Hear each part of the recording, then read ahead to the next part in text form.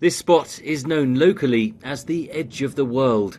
For Inuit artist and researcher Vivi Vold, it is a place of retreat into nature, intrinsic to her Greenlandic identity.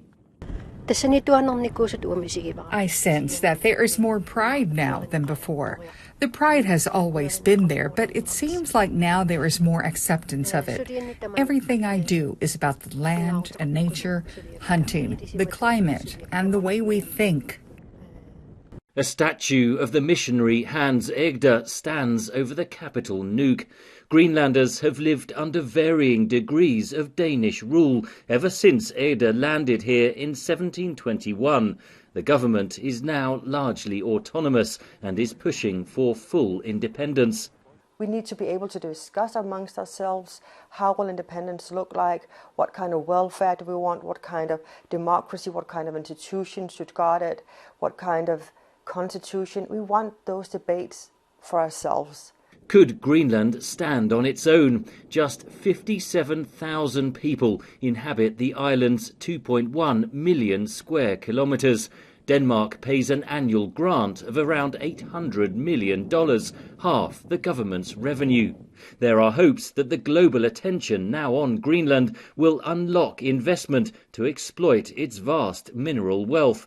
A new international airport opened in November, and the island's stark beauty is attracting more tourists. For now, fishing is Greenland's biggest industry by far, making up some 85% of total exports. It is deeply entwined with the Greenlandic way of life. Jesper Jacobsen, who runs a fishing cooperative in Nuuk, says Greenland can be independent. We have fish and we have natural resources, and the Americans could pay a lot of money to rent the northern part of Greenland. They could use it for their military. Then we will have our independence because the Americans will pay a lot to rent the northern part of Greenland. A Make America Great Again, or MAGA, hat hangs in Jacobsen's office, given by Donald Trump Jr.'s entourage when the US president's son visited Greenland in early January. The visit continues to cause a stir. YouTubers arrived in the wake of Trump Jr.'s visit, handing out US dollars and hats bearing the slogan, "Make Greenland Great Again." Some locals welcome the attention. I don't want to be a part of Denmark.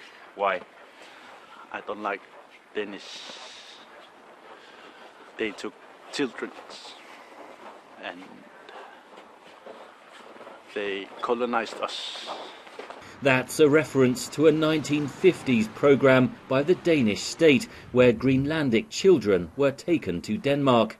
Separately, in 2022, it emerged that Danish doctors in the 1960s and 70s implanted contraceptive devices in Inuit women and girls without their permission. The scandals have further fueled the campaign for independence.